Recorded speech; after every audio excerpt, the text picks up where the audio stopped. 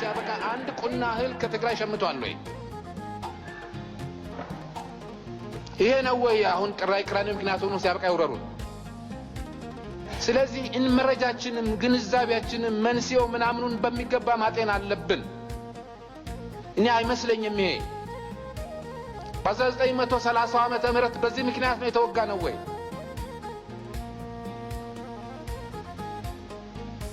ነው ሙሉጌታ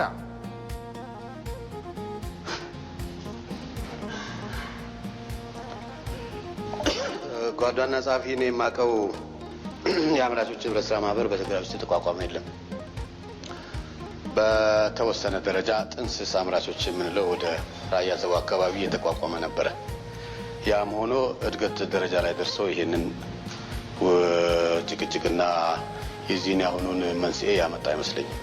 በሌላ መልኩ እኛ ሄደን ስናበቃ ትክክለኛውን ስራ መሃሉ ተገኝተን ማስረዳት ስለማንችል ስለማንፈልግ ወይም ደግሞ ስላልደረስን በጎ ተግባራችንንና የኢትዮጵያን እድገትና የልምላሜ አቅጣጫ በአፍራሽ መልኩ ሲነገረው ገበሬው በአንዱ ወይም በሌላ ቦታ ተቀብሎ ሲያበቃ ለነሱ መሳሪያ ሊሆን ይችላል ወይም ደግሞ በዚህ ምክንያት ክረሱ እንገባ እንችላለን።